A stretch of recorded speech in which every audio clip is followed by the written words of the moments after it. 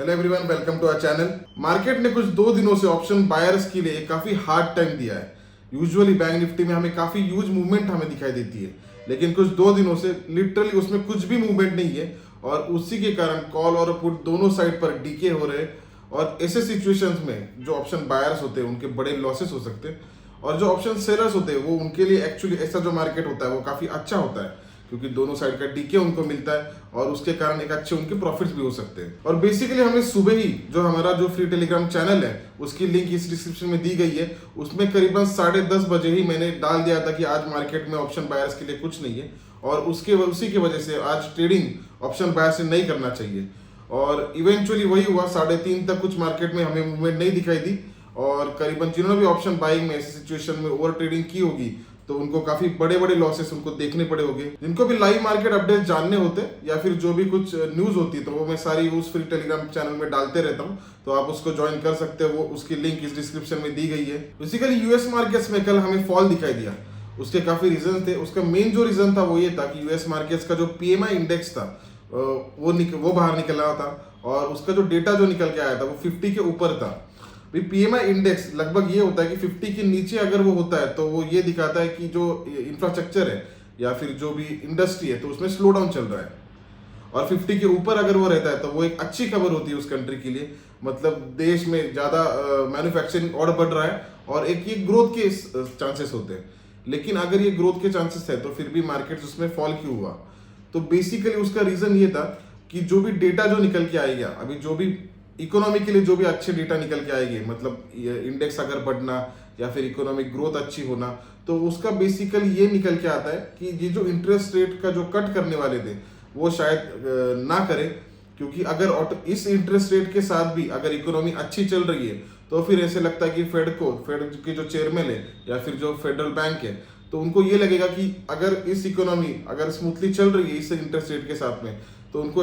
Rate cuts करने की जरूरत उनको नहीं लगेगी और उसके कारण शायद फिर आगे जाके रेट कट्स ना हो। और इस फियर की वजह से यूएस मार्केट्स में हमें फॉल दिखाई दिया और उसी के साथ में जो अन्य जो मार्केट्स थे उसमें भी हमारी ओपनिंग भी जो थी वो वीक कुछ हमें दिखाई दी। लेकिन अभी अगर देखा जाए तो जैसे जैसे यूएस मार्केट्स के डेटा निकल के आएंगे वो एक्चुअली एक अपॉर्चुनिटी भी लेकर आएंगे,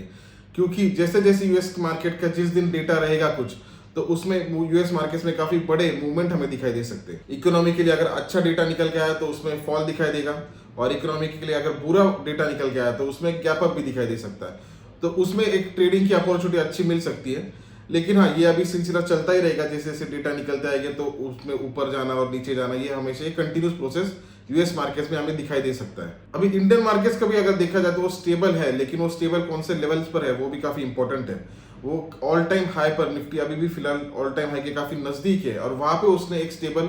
हॉल्ट लिया है। अगर ये ब्रेक अगर होता है तो मुझे ऐसे लगता है कि उसमें एक नई एक मूवमेंट आ सकती है जो काफी यूज हो सकती है और अच्छी मूवमेंट हो सकती है। और बेसिकली इसके पहले भी अगर आप देखोगे तो काफी बार ऐसा हुआ है कि ऑल टाइम हाई पर मार्केट स्टेबल रहा है और काफी टाइम वहां पर उसने गुजारा है और उसके बाद में ब्रेकआउट आया या फिर वहां से फॉल गया और बड़ी मूवमेंट उसमें फिर मार्केट्स ने हमें दिखाई है। अभी अगर देखा जाए तो basically Nifty all time high के काफी नजदीक ट्रेड कर रहा है और मुझे ऐसे लगता है कि अगर ये मार्क 22,527 का अगर ये ब्रेक होता है तो एक नई मूवमेंट हमें दिखाई दे सकती है। लेकिन उसके लिए उसके ऊपर सस्टेन करना भी जरूरी है उसको, क्योंकि अगर दिन में अगर वो ऊपर टच भी करता है तो इसे काफी चांसेस है कि डे एंड तक वो नीचे आ सकता है। तो अगर इसके ऊपर अगर वो रहता है तो मुझे ऐसे लगता है कि एक नई मूवमेंट उसमें दिखाई दे सकती है। और डाउनवर्ड साइड में मुझे ऐसे लगता है कि जो पिछला जो बड़ी कैंडल थी और उसका जो ओपन था ये एक सपोर्ट का काम कर सकता है, जो कि लेवल है 22,320। तो ऐसे लगता है कि 22,320 अगर नीचे